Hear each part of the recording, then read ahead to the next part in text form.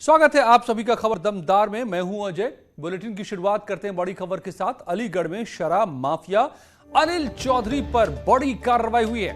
Police ने अनिल चौधरी की 52 करोड़ की संपत्ति कुर्क कर लिया है। पुलिस का यह एक्शन 3 सप्ताह से जारी है।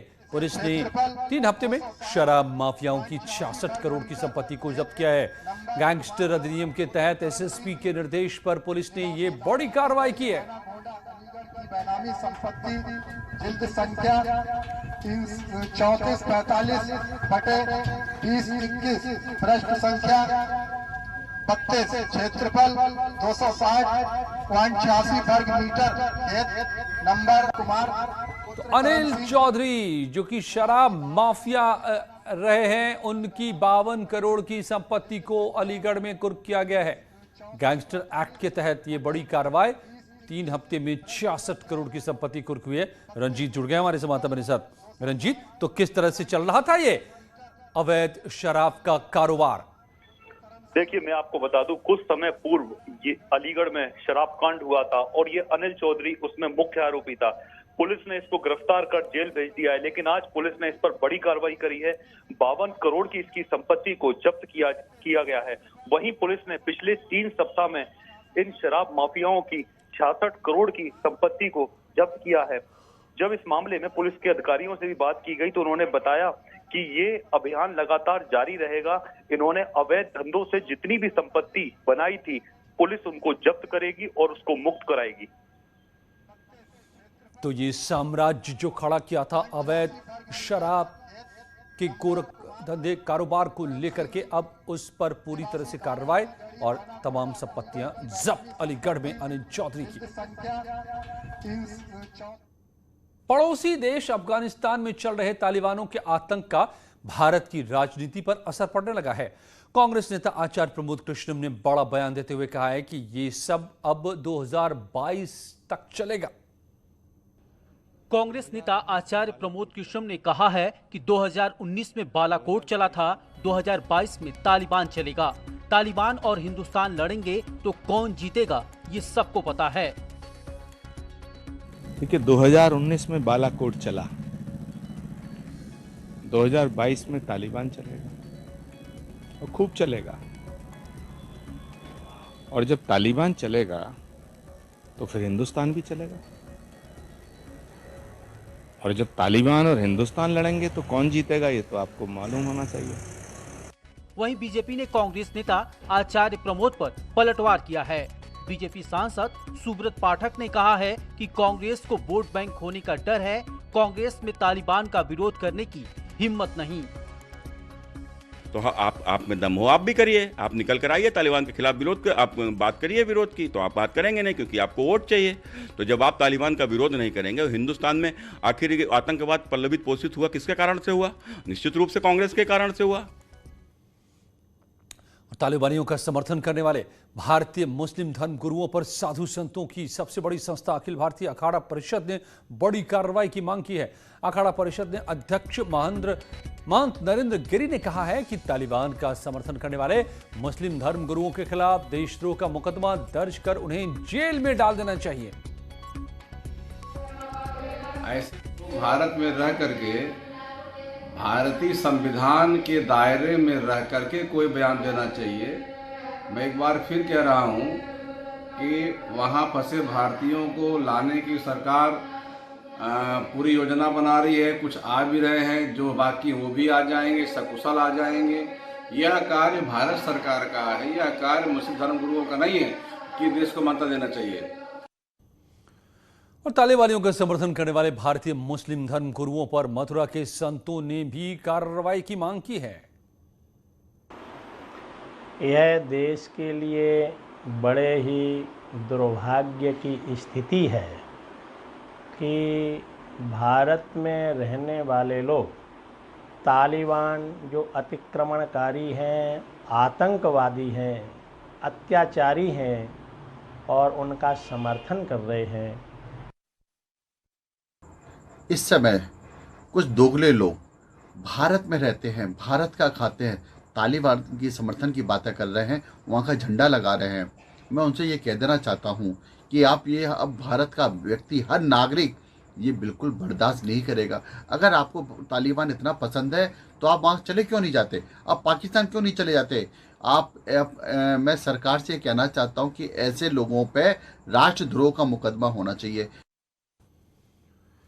यूपी में अगले साल होने वाले विधानसभा चुनाव से पहले योगी सरकार अपने मंत्रिमंडल में विस्तार और फेरबदल का कदम उठा सकती है।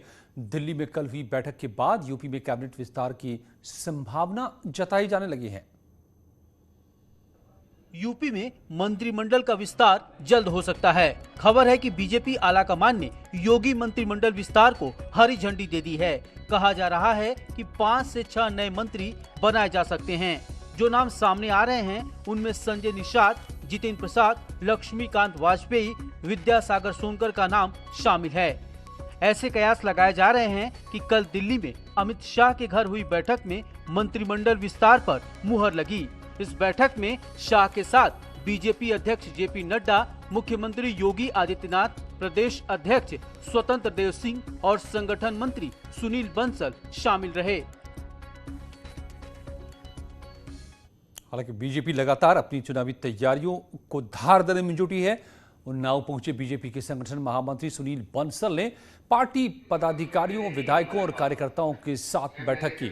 कार्यकर्ताओं को 2022 चुनाव में अभी से जुट जाने के निर्देश दिए।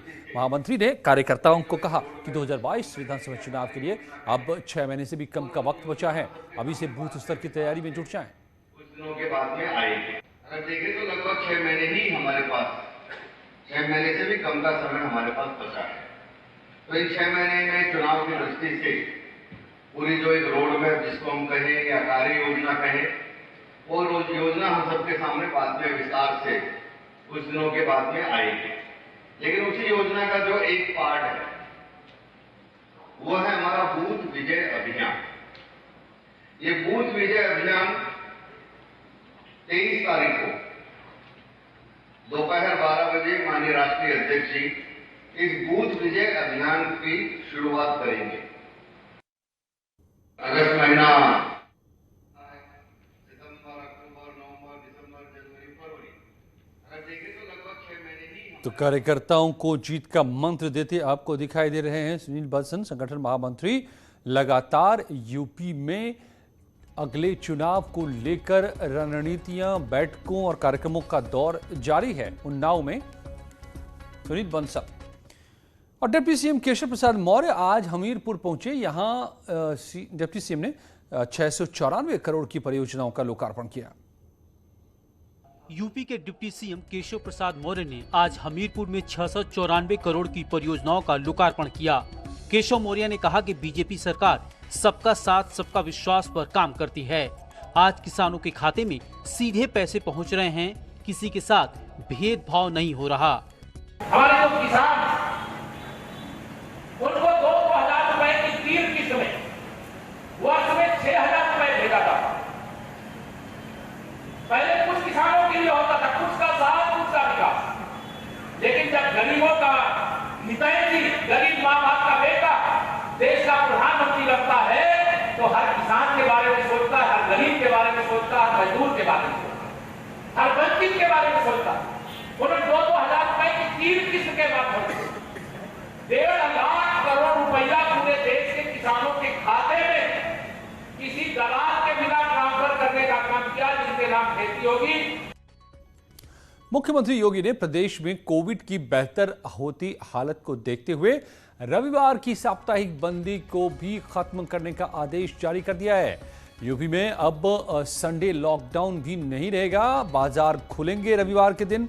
इस बारे में दिशा निर्देश जारी कर दिए गए हैं। इसके अलावा सीएम योगी ने कोरोना प्रोटोकॉल का सख्ती से पालन कराने के भी आदेश दिए हैं। साथ ही लापरवाही बरतने वालों पर कड़ी कार्रवाई के निर्देश दिए हैं।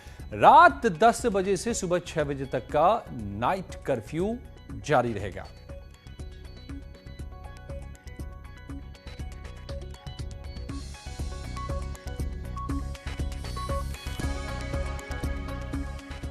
टोक्यो ओलंपिक में भारत का शानदार प्रदर्शन रहा। अब सबकी नजरें टोक्यो पैरा ओलंपिक पर है। 24 अगस्त से शुरू हो रहे पैरा ओलंपिक में कमाल दिखाने के लिए नोएडा के डीएम सुहास LY भी पूरी तरह तैयार हैं। ओलंपिक में झंडा गाड़ने के बाद अब भारत की नजरें पैरा ओलंपिक पर हैं। टोक्यो पैरा ओलंपिक में नोएडा के डीएम सुहास एलवाई भी जा रहे। सुहास एलवाई इस समय खूब पसीना बहा रहे। न्यूज 18 से बातचीत में सुहास एलवाई ने कहा कि मैं अपना बेस्ट देने की कोशिश करूंगा। मैं बहुत गौरवान्वित महसूस करता हूं कि देश को प्रतिनिधित्व करने के लिए टोक्यो में जो दुनिया के खेल मंच में सबसे प्रतिष्ठित मंच माना जाता है पैरालंपिक्स को, तो तिरंगे को प्रतिनिधित्व करना अपने आप में एक गौरव की बात है।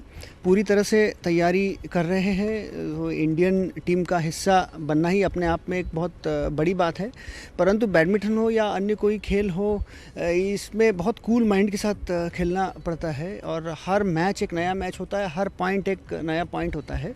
अतः यही कोशिश करेंगे कि अपने नेचुरल गेम को वहाँ प्रदर्शित करते हुए देश के लिए जो बेस्ट कर सकते हैं तो करने का प्रयास किया जाएगा। सर, प्रधानमंत्री नरेंद्र मोदी ने भी आप लोगों से बात की, किस तरीके से हौसला अफजाई की गई, क्या कुछ मैसेज दिया गया?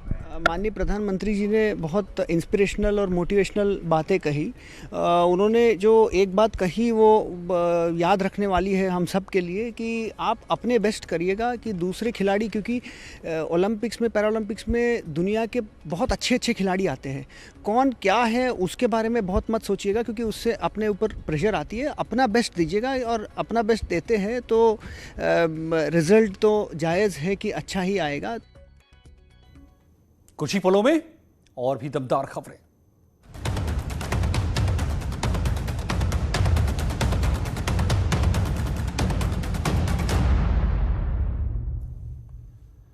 बुलंदशहर में शराब पीने के बाद 3 लोगों की मौत हो गई। 16 अगस्त को 2 लोगों ने दम तोड़ा। आज इलाज के दौरान एक व्यक्ति की मौत हो गई। पुलिस का दावा ज्यादा शराब पीने से मौत हुई है। गुलावटी कोतवाली के ओलेढा गांव का मामला।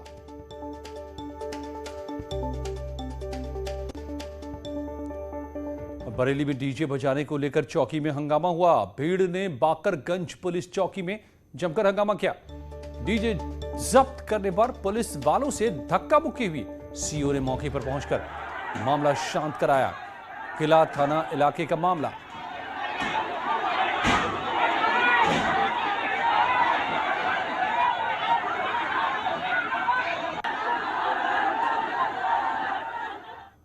गाजियाबाद के शालीमार गार्डन में नकली घी बनाने वाली फैक्ट्री का भंडाफोड़ हुआ है। फूड विभाग ने मुखबिर की सूचना पर छापेमारी करते हुए 3 क्विंटल बना हुआ घी बरामद हुआ।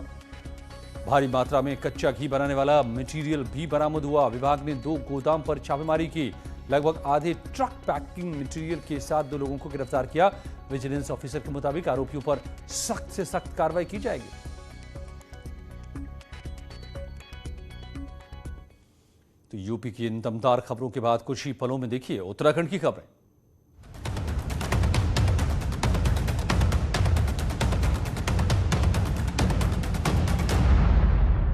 बचाई जान, पर्यटकों को लेने जा रही